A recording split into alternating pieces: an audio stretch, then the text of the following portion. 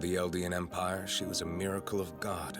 To the Marleyan state, she's the devil's pawn. There are those who believe that she touched the source of all life.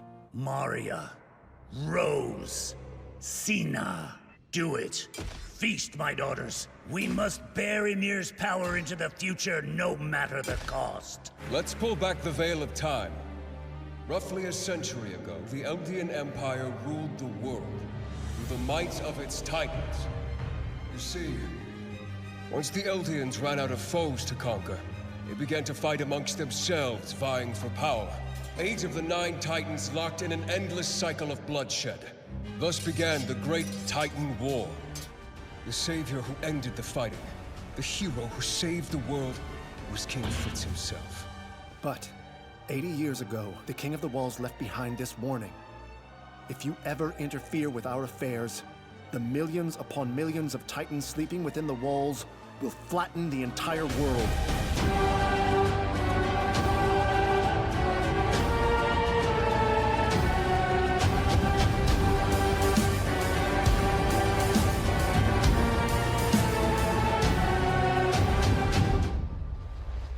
Shingeki no Kyojin has one of the best written stories in all of manga, and that's why today I have brought you this video, which will be the first part of a complete story of Attack on Titan, from the beginning to the end. Shingeki no Kyojin, summarized in just a few minutes.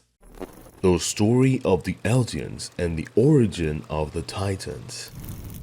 A long time ago, when only matter existed in this world, a strange unknown mass appeared, something that eventually managed to survive. Today, we know it as life, and the reason it survived was because its very nature was to multiply. That's what made it possible for all living beings to eventually merge, like animals, plants, and humans. Now, we're going to talk about the origin of the mother of the Titans, Ymir, 2,000 years ago before the main story, back when humanity was still primitive and the world was engulfed in war and violence. There was a girl named Ymir. She was poor and a slave from a tribe called Eldia, doomed to a life where she would never dream, where she was only allowed to obey in order to avoid punishment. But one day, the other slaves accused her of a crime. They said she had let a pig escape. The king, furious, sentenced her to death. So poor Ymir ran deep into the forest with an entire squad of hunters chasing after her.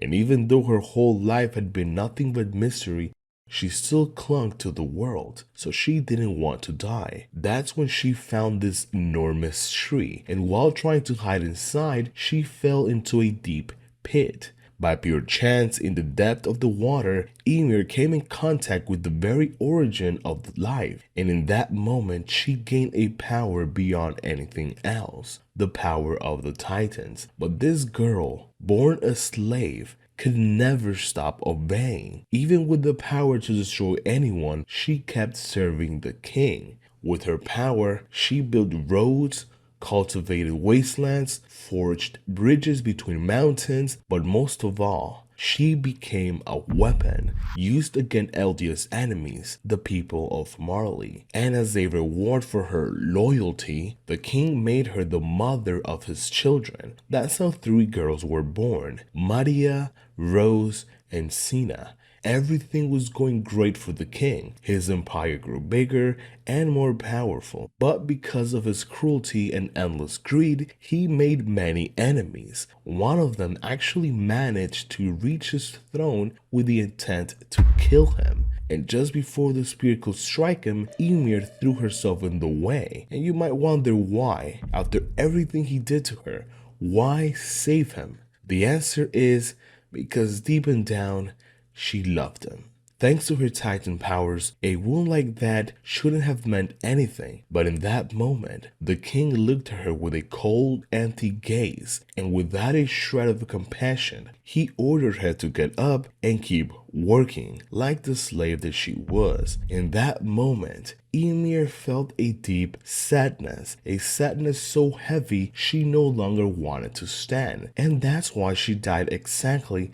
13 years after receiving the Titan's power. Remember that detail, it'll be very important later. But she didn't really die. Her soul ended up trapped in a place beyond death, where all Titans are connected. The king couldn't allow Ymir's great power to vanish, so he forced her daughter to eat their own mother's body in order to inherit her powers. On his deathbed, he ordered them to give birth and to multiply, and then to have their children devour them, so the Titan power could keep spreading and the Eldians could rule the world. That's how Ymir's Titan's power was divided into 9. The Founding Titan, the Armor Titan, the Attack Titan, the Beast Titan, the Cart Titan, the Colossal Titan, the Female Titan, the Jaw Titan, and the War Hammer Titan. And you might ask, if Ymir had only 3 daughters and Titan's powers are passed on by being devoured, how did they split into 9?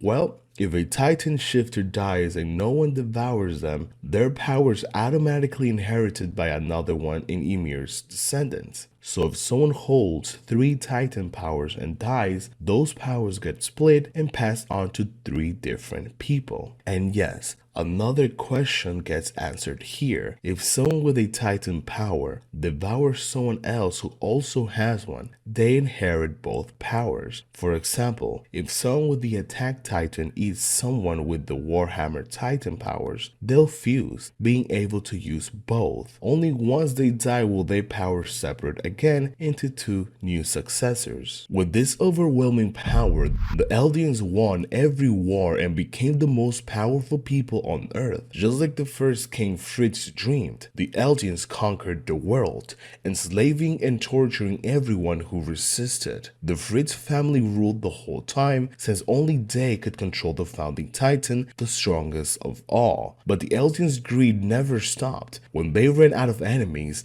they started killing each other to hoard all the power. That's how the Great Titan War began. The Eldian families who held the 8 other Titans began endless betrayals, conspiracies, and bloodshed until King Karl Fritz, the 145th king, took the throne. He was horrified by how his people destroyed each other, and especially pitied Marley, the nation that Eldia had abused for so long. So Karl Fritz formed an alliance with the Tiber family, the one who had the Warhammer Titan, and with the Marley people. They waited for the Eldian Empire to weaken through civil war, and once they did, they struck. That's how Marley took control of 7 of the 9 Titans. Fulfilling the peace pact, King Fritz took as many Eldians as he could and retreated to the Paradis Island. There, he hoped to create a utopia, a true kingdom of peace. That's why he named it Paradise. But he knew outside world might one day attack, so he used the Founding Titan's power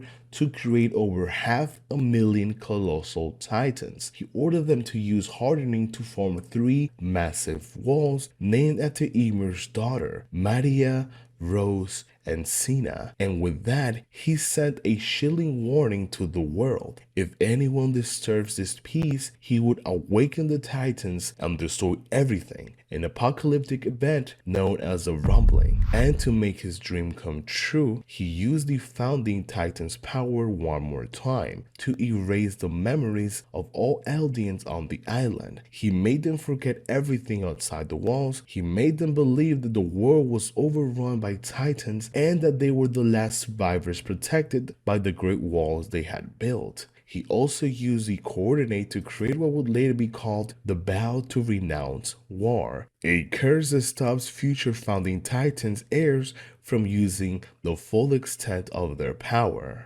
The king had almost everything he needed for his paradise, but a few families still threatened his plans. It turns out, not all Islanders were Eldians. There was a small minority from other races, like the Ackermans and the Asians. The Ackermans were originally Eldians handpicked to protect the royal family, but ordinary humans couldn't protect royalty, so they were subjected to experiments that made them special. They became human with Titan-like powers without ever transforming. They had superhuman strength, speed, and reflexes, abilities activated when their survival was threatened. This awakening is called the trigger. But here's the key. Even though Ackermans are Eldians, they are immune to the founding Titan's power, and the ancients are too, because the Titan powers only work on Ymir's descendants, the Eldians. That's why the king couldn't erase their memories. All he could do was beg these clans to keep quiet about the truth of the world. But the Ackermans and ancients opposed his plan, so the king had no choice but to try and eliminate them all. Members of these races were hunted down and killed. Things got so bad that the Ackerman clan leader had to beg for mercy and offer an alliance. The king agreed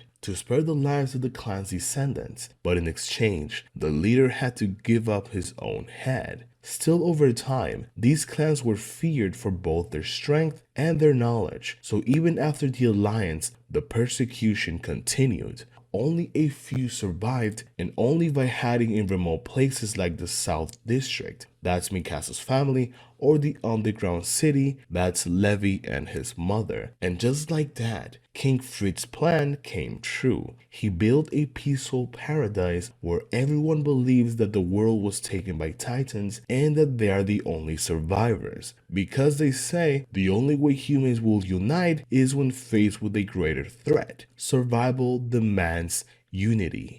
845 years later, this paradise will come crashing down with the arrival of the colossal Titan and a little boy who would watch helpless as his mother was devoured before his eyes. But let's not get ahead of ourselves. There's still so much more to tell. Now that you know the origins of Paradise, it's time to go back to Marley and uncover what happened over those many years. Marley, the new empire.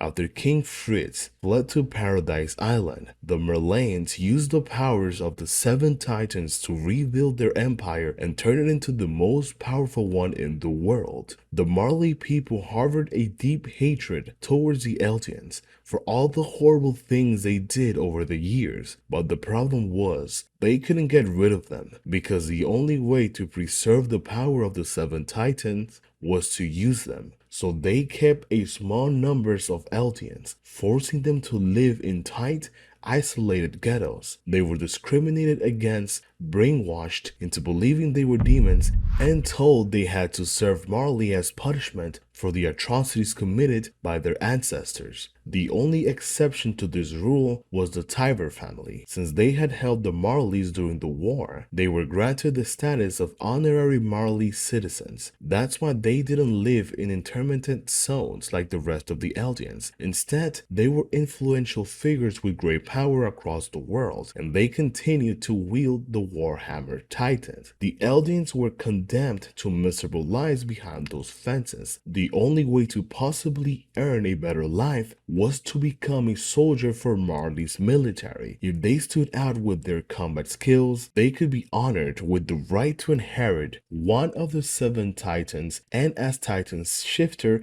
they earned the title of honorary Marleys, allowing them to move freely through the city and granting them several benefits for their families. That's why most parents sent their children to join the military, hoping they'd be chosen as the Titan shifter. But there's something else important. If any Eldian dared to oppose Marley's rules or broke any rules, their punishment was exiled to the border of Paradise Islands, where they'd be injected with Titan serum and condemned to wander the island forever, devouring humans.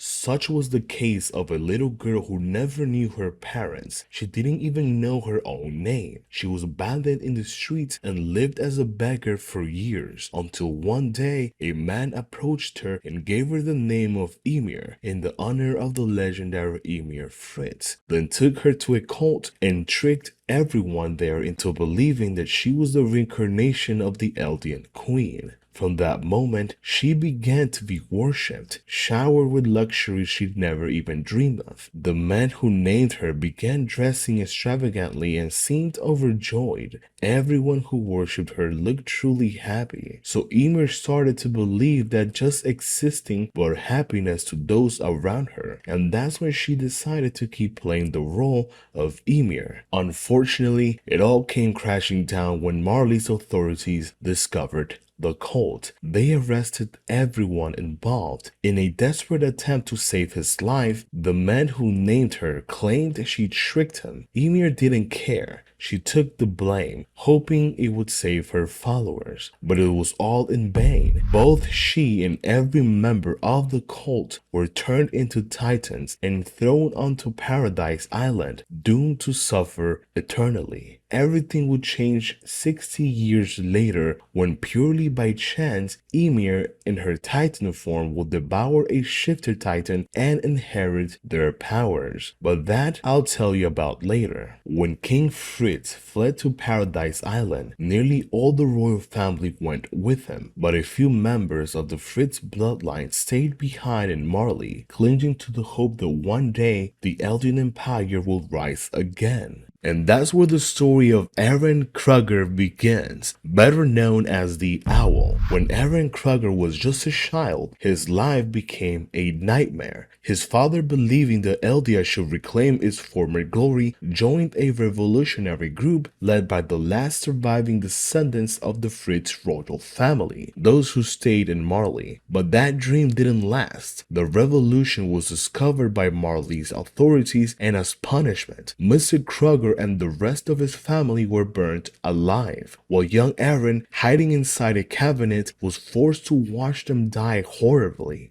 He was rescued by someone of his father's allies just before the house was completely burnt down. From that day on, Eren Krueger swore a vow to destroy Marley and restore Eldia's former glory, no matter what it took. Years later, with the help of an Eldian doctor, Krueger managed to fake his blood test and pass as a Marley. He joined the public security forces, and to keep his identity secret, he had to act like a true Marley soldier. That meant following orders like torturing, punishing, and even transforming hundreds of his fellow Eldians into titans. But being embedded in Marley's military gave Krueger access to tons of privileged governmental intel. He used that information to create a new revolutionary group, one that would later be known as the Eldians Restorationists. Although for his safety, he never revealed his true identity to them. The only thing they knew was that there was an Eldian spy in the military, a man they called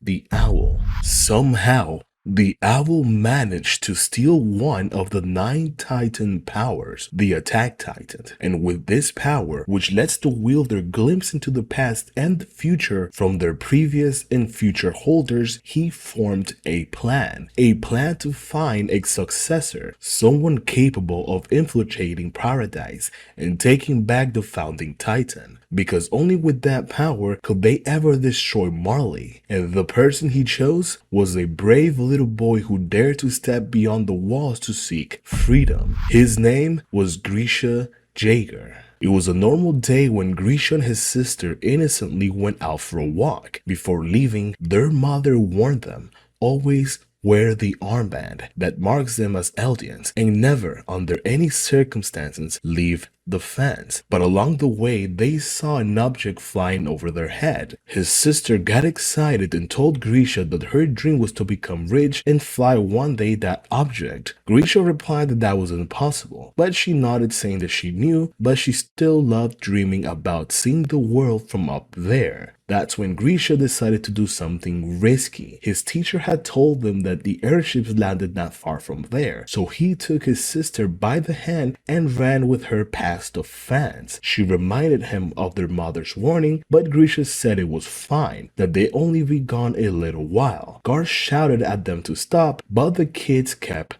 running. In the city, they were met with cruelty. People recognized them as Eldians and beat them, insulted them, and called them rats as well as dirty blood. But the children were used to it, so they just kept going. Eventually, they made it to the landing site and saw the airship arrive, but then they were spotted by two public security officers. When they saw the armbands, the officers demanded their permission papers, to which they had none.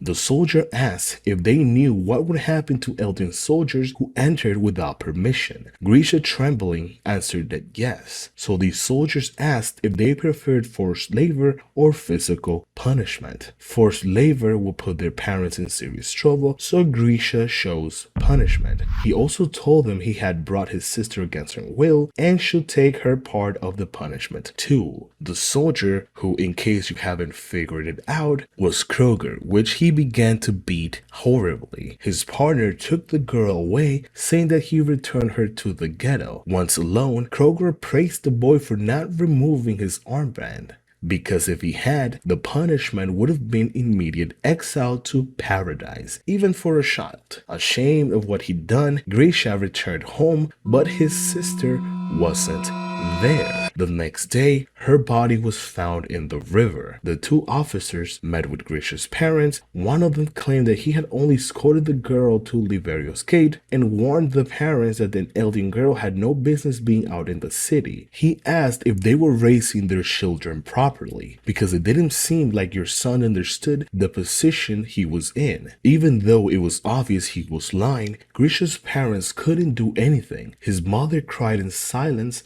lost in despair, and his father groveled, thanking the officer for their testimony and apologizing for his children's behavior. At that moment, Grisha Jaeger felt a pure hatred for his father, for those soldiers, but above all, he cursed his own stupidity. Watching from the sidelines, Eren Krueger saw the deep hatred in that boy's eyes and recognized himself. From that moment on, he knew that child would be the key to his plan. After such a traumatic event, the only thing his father did was follow the orders of the military and raise his son with the terrible story of their ancestors, a story twisted by the Marleys, where it said that Ymir Fritz was the girl who made a pact with the devil in exchange for the power of the Titans, and then the Eldians used that power to destroy the Marley Empire. Ymir's people declared that all of the other races were inferior and committed unspeakable acts against them. They stole their land, abused their women, and enslaved them. Eventually, Marley managed to steal 7 of their titans, and they became the victors of the Titan War. The only place left for the Eldians was Paradis Island, where King Fritz and his people fled. There, they built 3 walls and threatened to destroy anyone who dared to disturb them. Grisha's father explained that not all Eldians were sent to the island. A small group stayed behind in Marley, forgotten and abandoned. If the Marleys wanted, they could kill them at any moment. But according to him, the Marleys are generous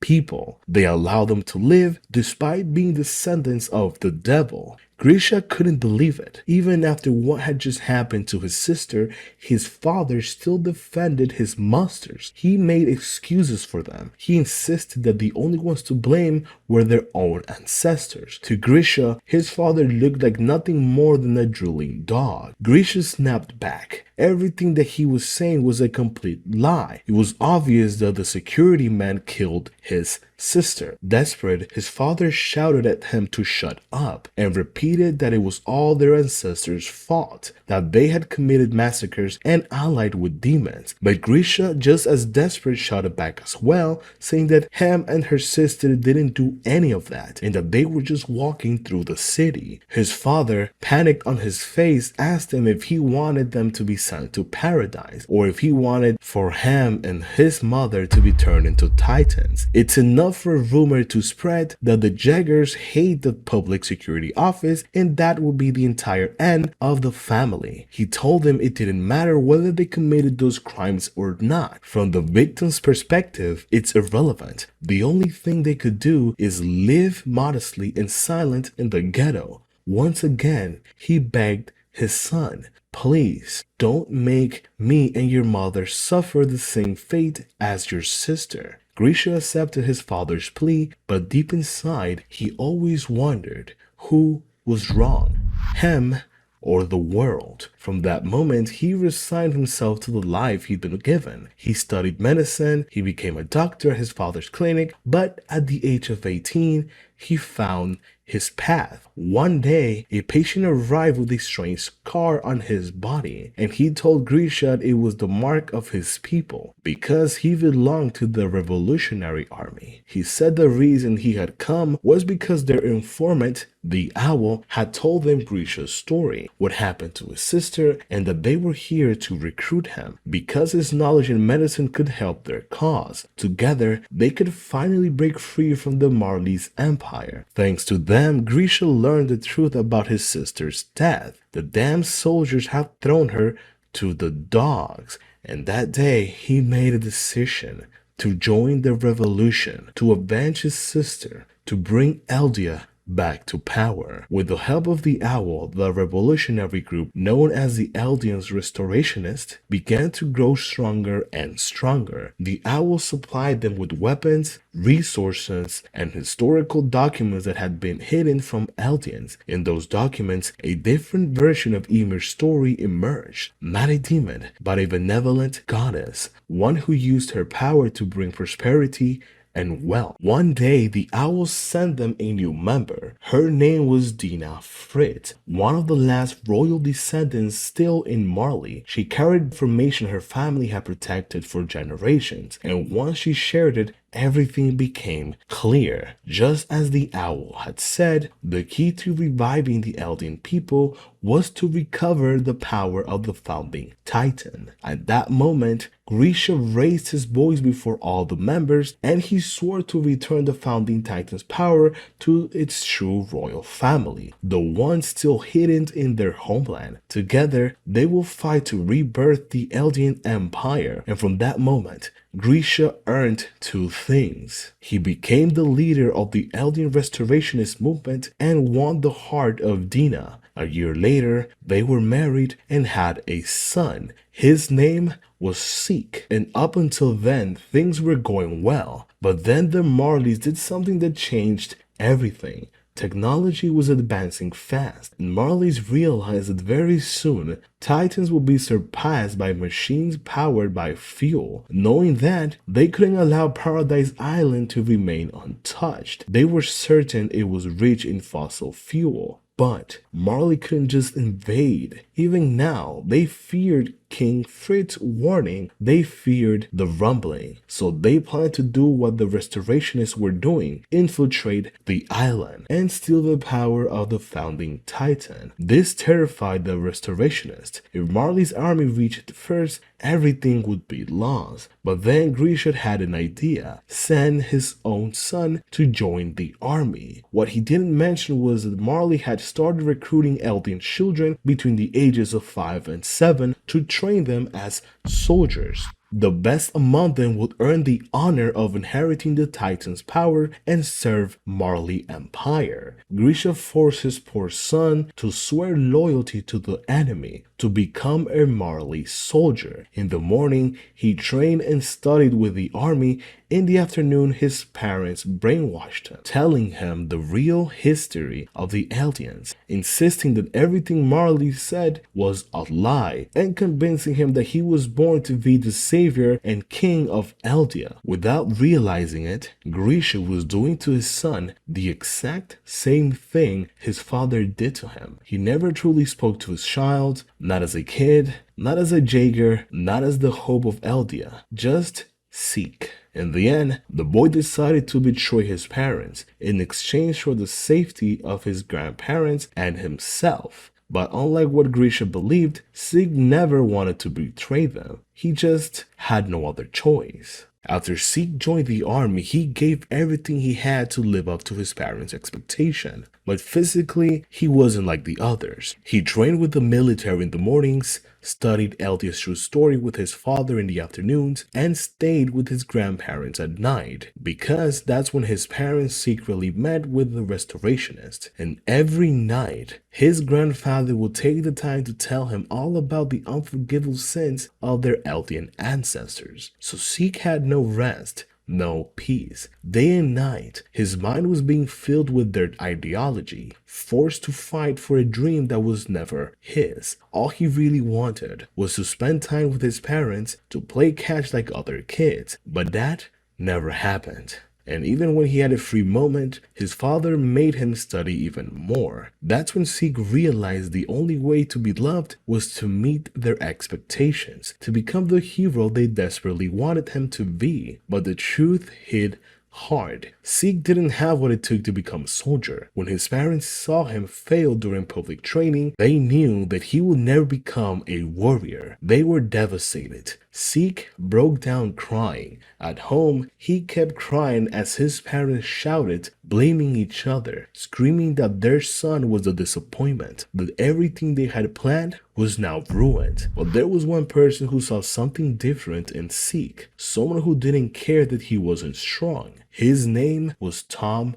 Savior, the current inheritor of the Beast Titan. Just like Zeke, Savior wasn't built for battle. His true calling was through study and research of the Titans. Savior approached Zeke and gave him what he never had before: attention and time. He played with him, spoke with him, and when Zeke was at his lowest after failing his parents, Savior was the only one who offered comfort. Their bond grew stronger every day. Zeke knew he'd never fulfill his parents' expectations. They would never escape the ghetto. But maybe that was okay, as long as they could live out their lives in peace. But one day, while walking through the academy halls, he overheard two Marley soldiers. They were close, dangerously close to uncovering the so-called Eldian restorationists. They even knew about the owl and where their secret meetings were held. All they needed now was evidence. Zeke couldn't bring himself to tell his parents. Instead, he begged them quietly to stop,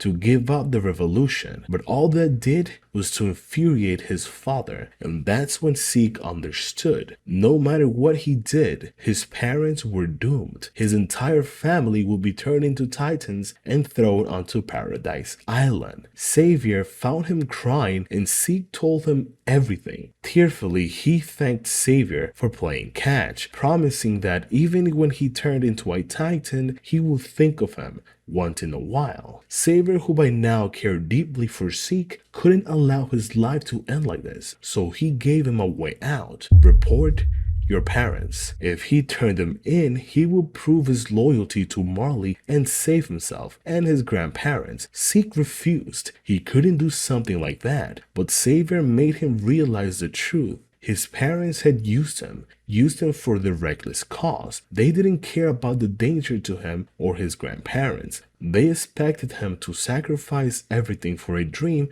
that wasn't his. They abandoned him and forced him to fight a war he never chose. Savior helped the poor child face reality. They never truly loved him. And with that, Zeke found the strength to betray them and to protect himself and those who still cared for him. Grisha and the other revolutionaries were brutally tortured as Marley tried to extract the identity of the owl, but they didn't know anything. Even after losing their fingers, they gave up nothing except for the plan to reach Paradise and steal the power of the founding Titan. Eventually, their torture ended. Blindfolded and loaded onto a ship to Paradise Island, the last stop before being turned into mindless titans. One by one, Grisha's comrades were transformed, and worst of all, the man leading this cruel execution was the same bastard who murdered Grisha's sister. Next was Grisha's wife. He revealed her royal blood, hoping they will spare her, but instead, the officer slammed him to the ground, silencing him before he could finish. As he was dragged away, she smiled at him. "No matter what I become, I'll find you again," she said. And just like that, Dina became that Titan, the very one that would one day devour Eren's mother. But let's not jump ahead just yet. After witnessing his wife's fate, Grisha found the courage to confront his sister's killer. When the man saw Grisha recognized him, he ordered the soldiers back to the ship. Just like with Grisha's sister, he wanted to play with him as well. He injected just enough serum to make it small, about 3 to 4 meters, and planned to throw Grisha into the fight for his life. The longer he survived, the more fun it would be. He admitted Grisha's sister didn't do anything wrong, but he didn't care. Because to him, Eldians weren't human. Anyone who can become a monster is a rat, and rats must be exterminated before they can spread. And just as he was about to throw Grisha in, Krueger shot him off the ledge. He saved Grisha and revealed the truth that he was the owl. Before the soldiers could react, Krueger unleashed the power of the attack on Titan, destroying the ship and everyone on board. Grisha had so many questions, but the most important one, why him? Why didn't Krueger save the others? Falling to his knees, Krueger confessed his sins. He didn't just fail to save people. He had personally turned hundreds into titans, but he had no regrets. He believed that their sacrifice was necessary for the future of Eldia. Even if he had told the Marleys that Dina had royal blood, she wouldn't have been spared, just turned into a breeding vessel forced to give birth endlessly. And the others? Only one person could inherit his titan and survive the journey inside the walls. Krueger told Grisha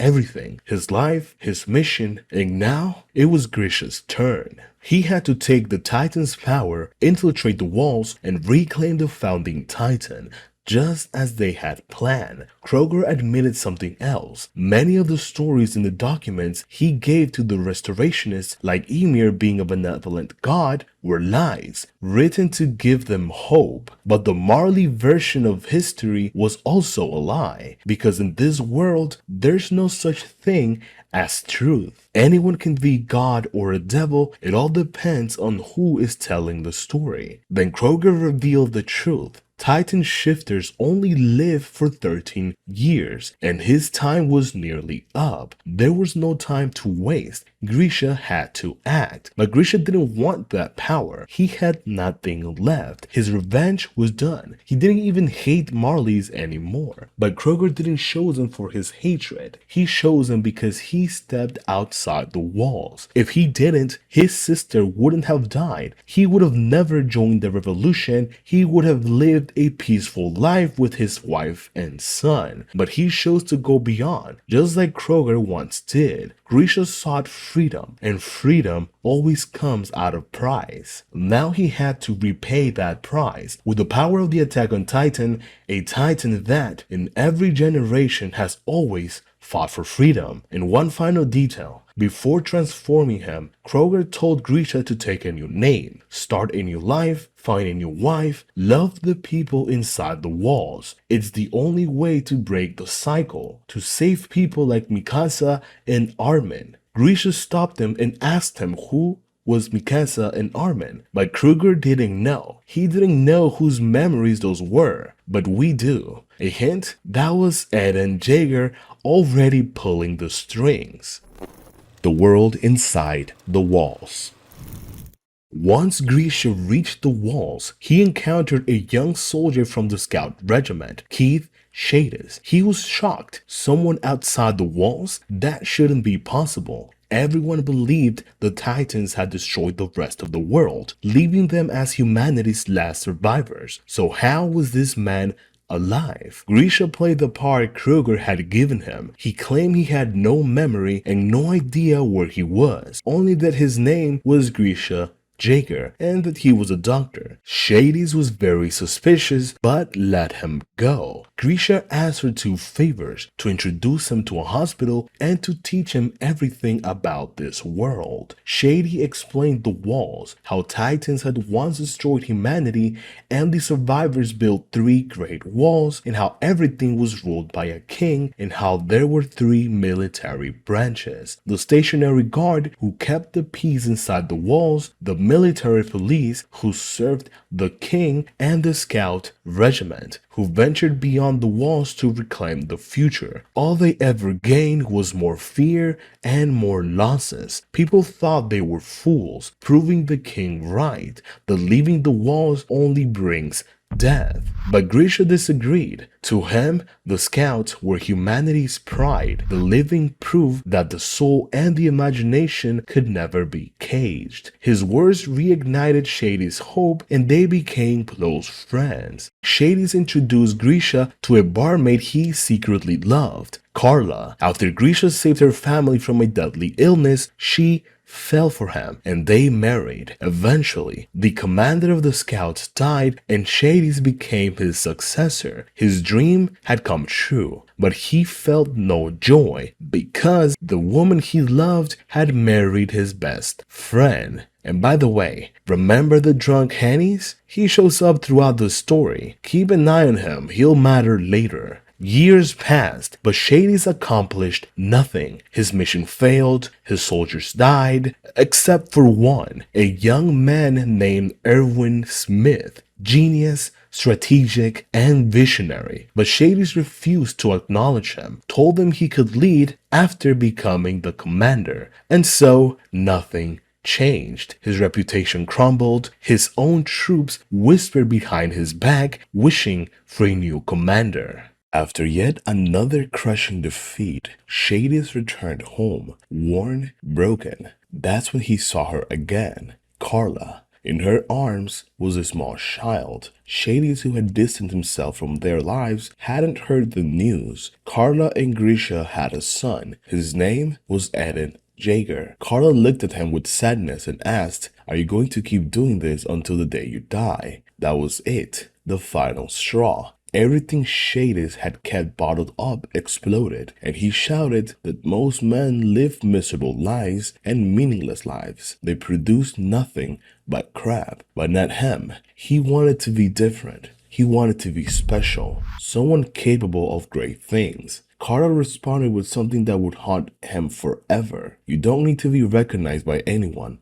I don't believe everyone has to be important to me. People are special just because they're born into this world." That was the moment Shadis finally accepted the truth. Maybe being a commander of the scout regiment was never his destiny, so he resigned and passed the title to Erwin Smith. Just as he had hoped, Erwin changed the scouts forever. Shadis became an instructor for the new cadet recruits. When he saw Carla's son aiming to become a soldier, he tried to stop him, sabotaging his gear during training. But once again, fate reminded him he was nothing more than a bystander, a normal man, powerless to change anything. But we're not there yet.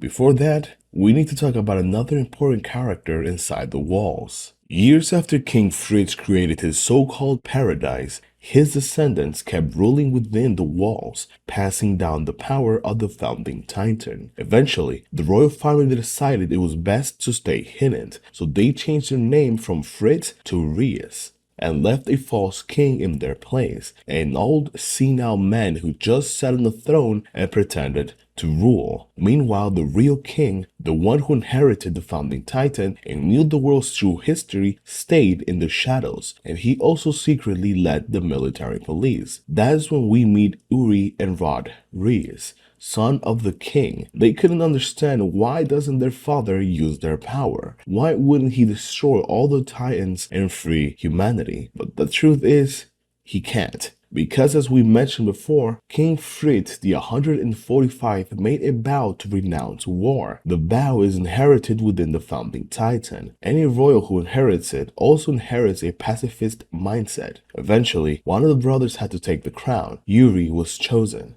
Rod hoped his brother would finally act, but the moment Uri inherited the Titan, he also inherited the memories and the ideology of King Fritz. So like the rest, he did nothing. One day, Reiss was attacked by a feared criminal known as Kenny the Ripper. Uri could have crushed him instantly using his Titan powers, but when he realized Kenny was an Ackerman, he did something else. He let him go. He apologized for everything the royal family had done to Kenny's clan.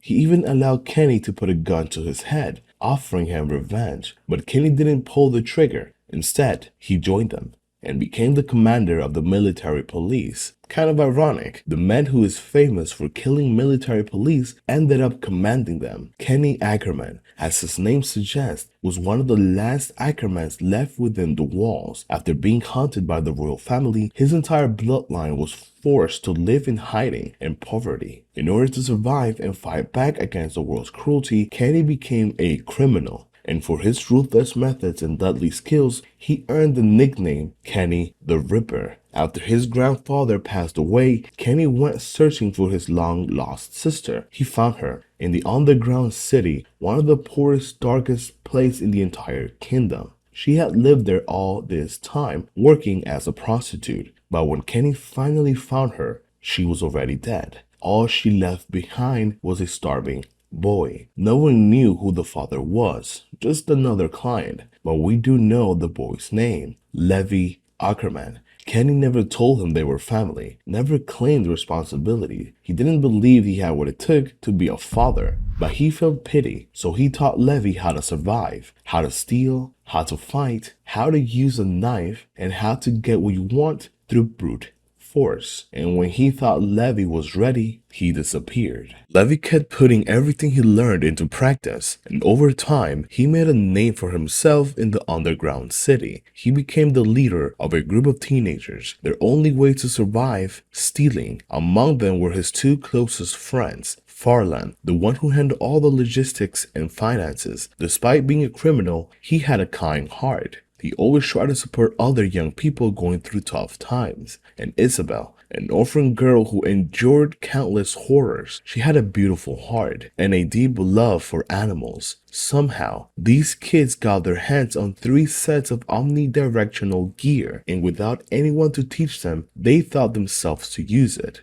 incredibly well. It allowed them to steal from merchants and escape every time. But don't feel too sorry for their victims. In this place, merchants take advantage of people selling things at an incredible high price because no one down there can reach the surface. Why? 2 reasons. First, all the exits are guarded by gangs. They charge ridiculous fees to let people pass. Second, to live in the surface, you need a government-issued permit, a citizenship, and no one down there has one. So these kids stole from greedy merchants, sold the goods at a fair price, and used the profits to help orphan children who needed them. Their biggest dream? To live on the surface, to see the real sky. But they knew it would never happen. Until one day, a man showed up with an tempting offer. If you kill Erwin Smith, the vice commander of the scout regiment, I'll pay you a fortune and give you everything you need to start a new life above. Levi immediately refused. Murder wasn't something they did, but the man added that as a down payment, he'll take this kid to the surface and he'll pay for all their medical treatment. The boy had a deadly illness. If it wasn't treated soon, it would rot his entire leg. And more. The man said Erwin already knew about what they were doing down here and that he was coming for them. So Levi and the crew accepted. If they were already being hunted,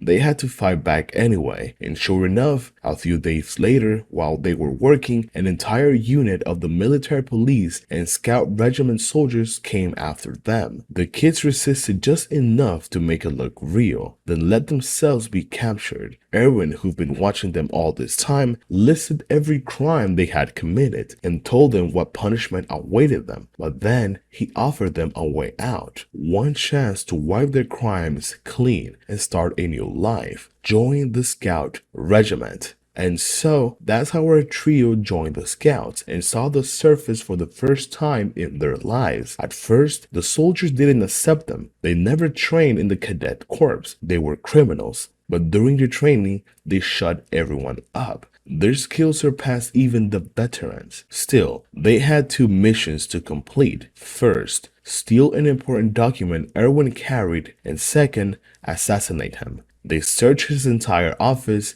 and found nothing, which meant Erwin kept it at him all the times. they will have to wait until the day of the expedition, a new scouting mission where Erwin would test out a strategy, a tactic that avoided Titans entirely, minimizing death and allowing them to cover more ground. That would be their chance, but things went very wrong. At first, it was perfect. They encountered a few Titans and easily defeated them. Everyone was impressed. Erwin's strategy was working, and the number of casualties was far lower than usual. But then, something unexpected. A thick fog spread across the field. They couldn't see their comrades, couldn't tell where the Titans were coming from. For the kids, this was the perfect opportunity. Amid the confusion, they could kill Erwin and vanish, but all three of them going together would be suspicious, so Levi decided to go alone. As commander, Erwin rode at the front of the formation. Levi sped up his horse, racing ahead, but on the way, he stumbled on a nightmare. The soldiers ahead of him had been slaughtered. One of them, barely alive, whispered it was an abnormal. Now, if you don't know, abnormal Titans are unpredictable. They can be faster, stronger, and more erratic. Some even move on all fours, leap, or act like they're intelligent. One of them had massacred the troops and passed right by Levi without him noticing. Levi rushed forward as fast as he could, but it was too late. His friends were gone. At that moment, a rage that he'd never felt before consumed him. He just didn't want to kill the Titan, he made it suffer. He tore it apart piece by piece. Later, Erwin arrived at the scene and thanked him, said that he had done the impossible. But Levi snapped. He confessed the truth, that they only joined the scouts to kill him. Erwin reached into his pocket and pulled out the document they were after. It was a fake. He handed out the real one long ago, and the person who hired them already in prison. Continuing the mission now was pointless, but this only made Levi angrier, because that meant Erwin had known the whole time. He'd been playing them, pulling their strings like puppets. Levi launched, but one of his comrades held him back. That's when he collapsed. And then Erwin said something that would change everything. You must not regret. Regret clouds judgment. It makes you leave decisions to others and wait for death. No one knows what the future holds. Our decision only matters when they lead to new choices. This mission isn't over. We still need your strength. You can't let your friend's death be in vain. Levi had always trusted his own strength and the choice after his comrades, but in that moment he realized something. That man, Erwin, could see something he couldn't, and from that day on, Levi decided to follow him no matter what, a decision that would turn him into the strongest soldier in the scout regiment history, even if it meant watching all the people he cared about die. Oh, and one last curious detail I forgot to mention. Levi, he's obsessed with cleaning. As we've seen throughout the series, Erwin Smith is one of the most important characters in the entire story, the man who transformed the Scout Regiment, all in pursuit of his greatest dream, to uncover the truth about this world. Erwin's life was forever marked by a tragic event involving his father. You see, his dad was a middle school teacher. In fact, Erwin was himself one of his students. From what he remembers, it was a complete normal day. His father was giving a history lecture, explaining how humanity had become trapped within the walls. He told them that all historical records about life outside was vanished, and that this strategy had united the survivors, creating a peaceful, conflict-free world within the walls. But something didn't sit right with young Erwin. As he listened, he began to question things. So he asked his father a simple question. But instead of answering, his father avoided it completely, abruptly ending the class. Later that day, once they were home, his father finally gave him an answer. He explained that the history books distributed by the government were filled with inconsistencies and mysteries.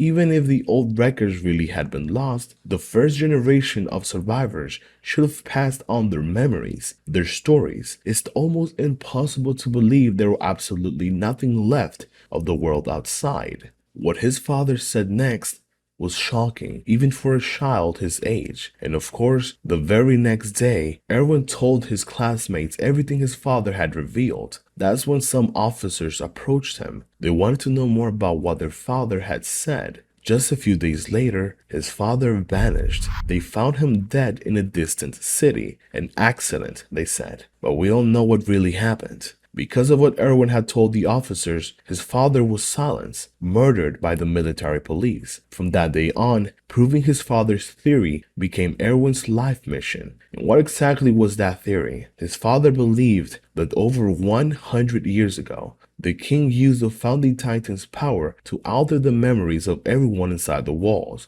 so he could control them. And as we saw at the start of the video, he was absolutely right. Sadly, Erwin didn't live long enough to see the truth with his own eyes, but there's no doubt he was the one who laid the foundation, the one who paved the way for humanity to uncover the secrets hidden behind these walls. And now, by this point, you've probably realized the real job of the military police isn't to protect the people, it's to silence anyone who might pose a threat to the king or the government. Whether it's a brilliant school teacher, couples who try to fly over the skies, old men who try to invent a powerful weapon, even rural prostitutes living in farm zones, all of them erased. To be fair, the members of the military police genuinely believe they're doing the right thing, that they're preserving the peace within the walls, a peace that has lasted nearly 100 years. Several years had passed. Grisha and Karl's son had grown older, and on this particular day, he decided to accompany his father to work. Grisha was attending to a very private patient, a family that lived in the mountains far from the city, hiding from both the government and the criminal underworld. Why, you may ask? Because the father belonged to the persecuted Ackerman clan, and the mother was one of the last surviving members of the Asian clan. But when they arrived at the cabin, it was too late.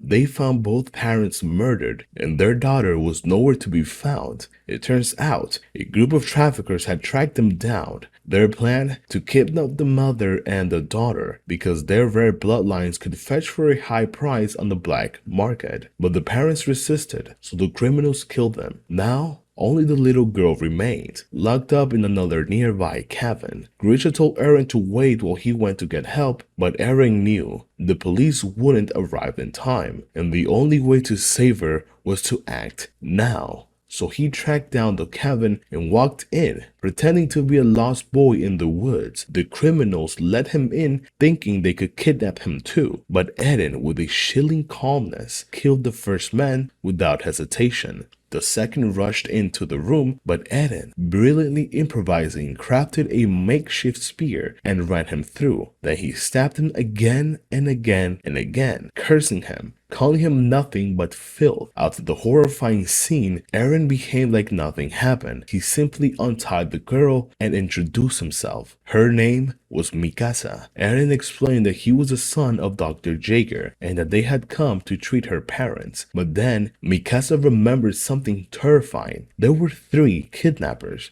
Before Eren could react, the last man kicked the knife away and grabbed him by the neck. Ready to avenge his fallen friends, Eren screamed, "Fight, Mikasa!" Panicked and frozen, Mikasa picked up the knife but didn't know what to do. Tears streamed down her face. Her body trembled in fear. But then, something clicked inside her. She realized that if she didn't act, her savior would die, just like her parents had. And in that instant, the blood of the Ackerman awakened. Mikasa awoke. The police couldn't believe what they saw later. 2 children had taken down 3 grown men, but what shocked them the most was the final blow. A dagger plunged directly into a man's heart from behind, something only a true elite killer could pull off. Grisha scolded his son, calling him reckless, begging him to value his own life a little more. Mikasa, poor thing, was freezing. Her entire family was gone. She had nowhere to return to. So Eren gently wrapped a red scarf around her neck and invited her to be a part of his family. The fall of the Maria Wall. Several years had passed. Eren and Mikasa were now practically best friends, along with another boy named Armin. Armin was an incredible smart, and he had one big dream, to one day leave the walls and see the ocean. But because of his way of thinking and his small body, he was always picked on by bullies. Luckily, Eren and Mikasa were always there to save him. Ever since the incident, Mikasa had become a cold, quiet girl, rarely showing emotions. Her biggest concern was protecting Eren. He just couldn't seem to stay out of trouble, and ever since her awakening, she had developed inhuman strength and reflexes, which made all the other kids absolutely terrified of her. Eren, on the other hand, had inherited his father's burning desire for freedom. That's why he admired the scout regiment and dreamed one day of joining their ranks. But back then, the scouts were seen as total fools, people who threw their lives away for nothing. Every mission they went on ended in disaster, nothing but failure and death. So to stop Eren from joining this suicidal squad, Mikasa told his parents about his dream. His mother immediately scolded him. She said he couldn't join the scouts. Everyone who did ended up dead. But his father only asked him one question. Why do you want to leave the walls? What was Eren's answer? I don't want to spend my whole life trapped inside here, not knowing what's out in the world. And I don't want all the people who've died for us to have died for nothing. Unfortunately, his father had to leave right after that. The boat was about to depart. Karl begged him to stop Eren, but Grisha just looked at her and said that the spirit of a man who seeks knowledge can't be silenced by someone else's word. Before leaving, he promised Eren that when he came back, he'll show him what he's been hiding in the basement. But that day will never arrive, because before Grisha returned, something happened that would change history forever. A massive towering titan appeared, far taller than the 50-meter wall, and with a single kick, it shattered the gates of Shiganshina district, the wall that had protected humanity for over 100 years. And at that very moment, Eren, Mikasa, and Armin were together. Armin yelled that they needed to run, that the titans would be inside the walls any minute. But Eren couldn't leave, not yet. He had to find his mother. Mikasa immediately ran after him, but Armin was too scared to follow. When they got there, they found their house crushed under rubble and their mother trapped beneath the debris. The kids tried to pull her out, but the beam crushing her was far too heavy. Karl screamed at them to stop, to run. Even if they could move it, her legs were already destroyed. She wouldn't survive. But neither Eren nor Mikasa could accept that. They didn't want to give up. And worst of all, a titan was coming straight towards them. Suddenly, a man appeared. Haynes, a member of the garrison regiment, a close friend of Grisha's. Eren had always called him a useless drunk who never did nothing, but this time, he showed up ready to fight. He drew his blade ready to take down the titan and save them all. But Karl stopped him. She begged him not to fight, but to take the children and run. Haynes told her not to underestimate him, that he was going to kill that titan to repay everything their family had done for him. But Karla, crying, screamed at him and begged him, "Please save my children." Haynes froze, not knowing what he should do. Should he try to repay his debt and fight, or make sure the kids survived? But when he saw that monster up close, the answer was clear. He couldn't beat it. He couldn't even move. So he turned around, picked up the children and ran. Karla, with tears in her eyes, thanked him for saving them. Then she called out Eren and Mikasa one last time. "Please, live." All Eren could do was watch as the titan lifted his mother and devoured her right in front of him. In rage, he began hitting and kicking Haynes, begging him for everything. He hadn't taken us away. We could have saved her, but Haynes slammed him to the ground and made him face the painful truth. Eren couldn't save his mother because he wasn't strong enough, and he couldn't fight the titan because he was a coward. Tears filled his eyes. He apologized and said that he failed them, and he took them to safety. That day, as the memory of his mother burned in his mind, Eren made a vow. He would exterminate every last titan on this earth. Now before we go on, there's something you should know. The three walls aren't just perfect circles. That would make defense impossible. If a titan broke through one wall, there'd be nothing stopping them from invading the next one. That's why each wall has 4 outer districts, strategically placed as bait. Titans are drawn to the nearest site of human life, so before they ever reach Wall Maria, they enter the Shiganshina district. This delay gave citizens time to evacuate and gave soldiers a chance to intercept the Titans, but things got worse.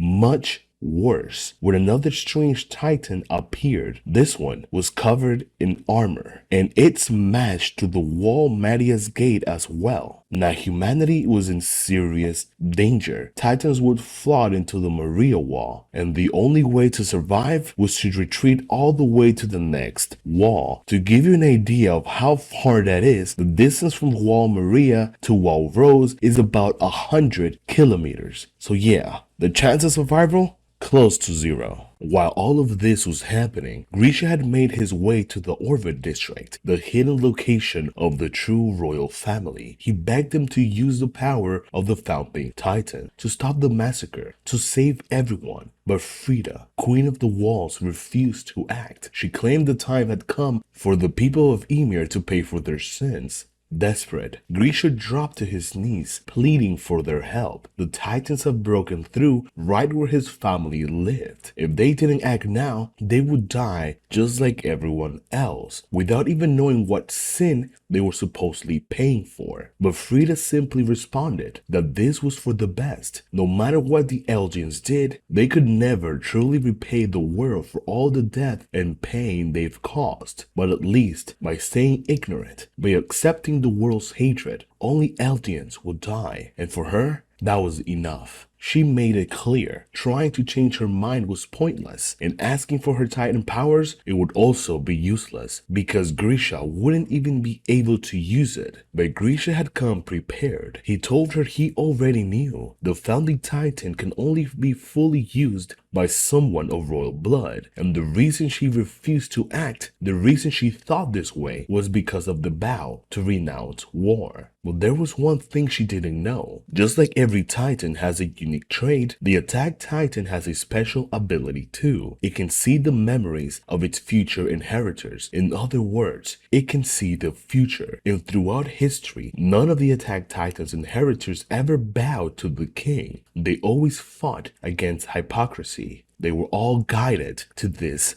moment. Grisha was here now because that was the future written for him, and to keep following it, he had to wipe out the royal family. But he couldn't do it. He wasn't a monster. He couldn't bring himself to kill innocent children. He fell to his knees, frozen, trembling, until future Eren appeared before him. He reminded Grisha why he come this far: his sister's murder, the sacrifice of his comrades, his wife, and Krueger. If he wanted to change the world, he had to keep moving forward, even if it costed him his life. Those words gave Grisha the courage he needed. He rose up, unleashed the full power of the Attack Titan, and slaughtered the royal family, just as Eren asked. He only let Reiss live. After it was over, Grisha broke down, screaming at the Eren of the future that he has done everything he's asked and that he hopes this really will save Eldia. But then he said something strange. He called Eren out, saying that he didn't show him everything. Not the fall of the wall, not what happened to Eren's mother, but he did show him something, that Zeke, his other son, was watching this entire moment. So Grisha took the chance to beg for forgiveness. He apologized to Zeke for everything, told him he really loved him, that he regretted not being a better father. Confused? Don't worry, it'll all make sense later. After stealing the Founding Titan's power, Grisha rushed toward Wall Rose, where his son Eren was. Keith Shadis was also there, saw Grisha wake up Eren and asked where his mother was. Eren replied that she was killed by a Titan.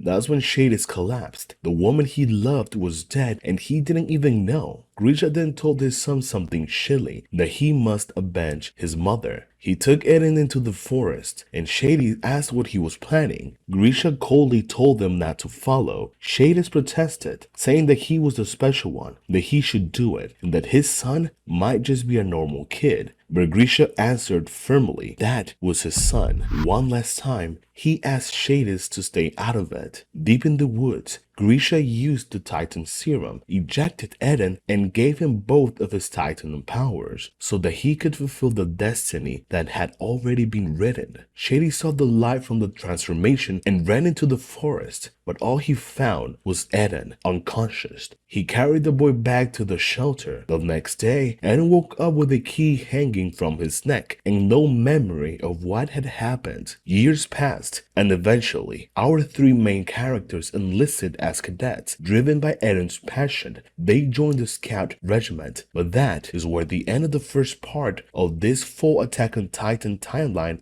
ends. From here, we enter the main storyline, all the way to the final chapter of this series. So if you enjoyed the first part of the Shingeki no Kyojin chronology, subscribe, turn on notifications, leave a like, share the video, and drop a comment. That would be all for today. Don't forget to drink some water. Goodbye.